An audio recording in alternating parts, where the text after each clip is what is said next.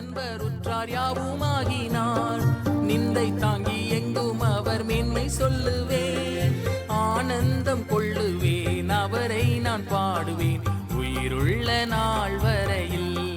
அல்லேலூயா, ஆனந்தம் கொள்ளுவேன், அவரை நான் பாடுவேன் உயிருள்ள நாள் வரையில். எந்த நாவில் புது பாட்டு எந்தன் இயேசு தருகிறார். ஆண்டவராகிய இயேசு கிறிஸ்துவின் மகா பரிசுத்த நாமத்தில் உங்களை அன்புடன் வாழ்த்துகிறோம். பரிசுத்த வேதாகமத்தில் அப்போஸ்தலனாகிய பவுல் ரோமருக்கு எழுதின நிருபம் 1 அதிகாரம் 16 வசனத்தில் நாம் இவ்வாறு வாசிக்கிறோம். கிறிஸ்துவின் சுவிசேஷத்தை குறித்து நான் வெட்கப்படேன். முன்பு யூதரிலும் பின்பு கிரேக்கரிலும் விசுவாசிக்கிறவன் எவனோ அவனுக்கு ரட்சிப்பு உண்டாவதற்கு அது தேவ பலனாய் இருக்கிறது என்று சொல்கிறார். இங்கே 2 விஷயங்களை பார்க்கிறோம். ஒன்று சுவிசேஷம் என்று பார்க்கிறோம், இரண்டாவது ரட்சிப்பு என்று பார்க்கிறோம். விசுவாசிக்கிறவன் எவனோ அவனுக்கு ரட்சிப்பு உண்டாகிறது என்று நாம் வாசிக்கிறோம். ரட்சிப்பு என்றால் காப்பாற்றப்படுவது. அப்படியானால் எதிலிருந்து காப்பாற்றப்பட வேண்டும்?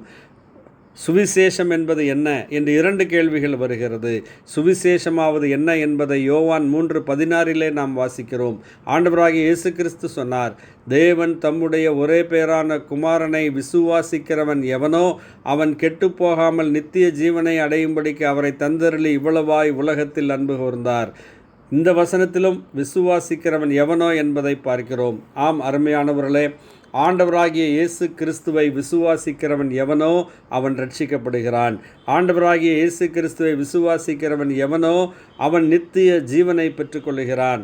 இதுதான் சுவிசேஷமாயிருக்கிறது. அருமையானவர்களே, ரட்சிப்பு, காப்பாற்றப்படுதல். இன்றைக்கு உலகத்திலே வாழ்ந்து கொண்டிருக்கிற மனிதர்கள் பலர் பல பாவ பழக்க வழக்கங்களுக்கு அடிமையாக இருக்கிறார்கள். அந்த அடிமைத்தனத்திலிருந்து விடுதலை அடைய முடியாதவர்களாக இருக்கிறார்கள். குடிக்கிறவர்கள் குடிப்பழக்கத்திலிருந்து விடுதலை அடைய விரும்புகிறார்கள், ஆனால் முடியவில்லை.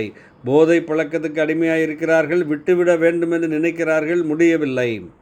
பாவம் மனிதனை அடிமைப்படுத்தி வைத்திருக்கிறது. இதுபோல வெளியே சொல்ல முடியாத அநேக அருவருப்பான பழக்க வழக்கங்கள் மனிதர்களிடத்தில் இருக்கிறது. அதிலிருந்து தப்பிக்கொள்ள விரும்புகிறார்கள், ஆனால் முடியாத சூழ்நிலை இருக்கிறது. அருமையானவர்களே, இந்த பாவத்திலிருந்து, பாவத்தின் அடிமைத்தனத்திலிருந்து ஒரு மனிதனை விடுதலையாக்க, ஒரு மனிதனை காப்பாற்ற ஆண்டவராகிய இயேசு கிறிஸ்து இரட்சகராக வந்தார். அவர்தான் காப்பாற்றுகிறவர். அவர் பாவத்துக்கு வரவேண்டியதான தேவனுடைய நீதியான தண்டனையை தன் பேரிலே ஏற்றுக்கொண்டு அவர் மரித்து அடக்கம் பண்ணப்பட்டு 3ஆம் நாளில் உயிரோடு எழுந்த அவர் தன்னை விசுவாசிக்கிற எல்லாருக்கும் பாவத்திலிருந்து விடுதலை கொடுக்கிறார். பாவத்துக்கு அதிகாரியாகிய பிசாசானவனை அவர் தம்முடைய மரணத்தினாலே ஜெயித்திருக்கிறார். நீங்கள் தனியாக போராடினால் இந்த பாவ பழக்க வழக்கங்களிலிருந்து விடுதலை அடைய முடியாது.